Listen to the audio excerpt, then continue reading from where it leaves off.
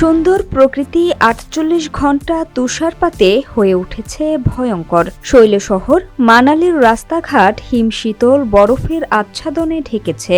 বরফে অবরুদ্ধ কোঠি মানালি জাতীয় সড়ক। ওই পথে ৭-৮ কিলোমিটার গাড়ির দীর্ঘ লাইন।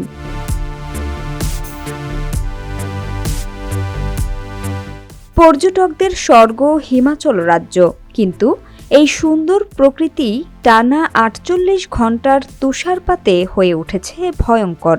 রাজ্যের শৈলশহর মানালির রাস্তাঘাট হিমশীতল বরফের আচ্ছাদনে ঢেকেছে। বিপর্যস্ত হয়ে পড়েছে সাধারণ জীবনযাত্রা। খাবার পানি ছাড়া রাতভর গাড়িবন্দি পর্যটকেরা। রোববার সকালেও তুষারপাতের বিরাম নেই। এই অবস্থায় আশ্রয় কেন্দ্রে পৌঁছাতে প্রায় ২০ কিলোমিটার ট্রেক করতে হচ্ছে পর্যটকদের। সিমলা, কুলু, মানালিতে ঘুরতে আসা পর্যটকদের প্রধান আকর্ষণ তুষারপাত দেখার সুযোগ। চলতি মৌসুমের শুরুতে নিরাশ হয়েছিলেন পর্যটকরা, যদিও গত কয়েকদিনে তুষারপাত শুরু হতেই ভিড় বাড়তে শুরু করেছে হিমাচলের শৈল শহরগুলিতে।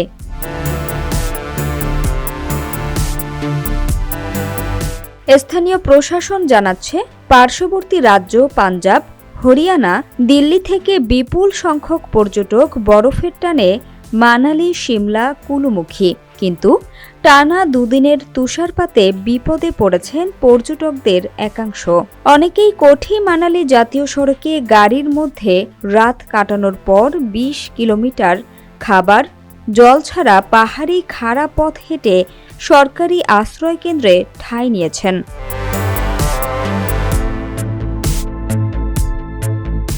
একদিকে প্রবল তুষারপাত, অন্যদিকে হোটেলগুলোতে আগে ভাগে আসা পর্যটকে উপচে পড়ায় নতুন আসা পর্যটকেরা বিপদে পড়েছেন। প্রশাসন সূত্রে জানা গেছে, তুষারপাতের জেরে রাজ্য জুড়ে ৬৮৫টি রাস্তা বন্ধ। ফলে বিকল্প রাস্তায় গিয়েও উদ্ধার মিলছে না, গন্তব্যে পৌঁছানো সম্ভব হচ্ছে না কিছুতেই। এদিকে আবহাওয়া অফিস জানিয়েছে, পশ্চিমী ঝড়ো হাওয়ার প্রভাবে ভারী তুষারপাত এবং বৃষ্টি চলবে ২৬ থেকে ২৮ জানুয়ারি পর্যন্ত। ফলে পরিস্থিতির আরও অবনতি হতে পারে বলে আশঙ্কা করা হচ্ছে। প্রাকৃতিক দুর্যোগের দোসর হয়েছে বিদ্যুৎ বিভ্রাট। সব মিলিয়ে পর্যটকদের নাজেহাল অবস্থা।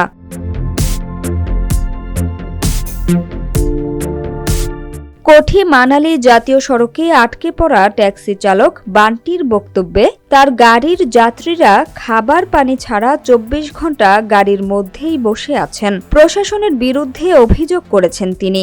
বান্টি বলেন, এখনো পর্যন্ত প্রশাসন জিসিবি কিংবা অন্য কোনো সাহায্য পাঠায়নি।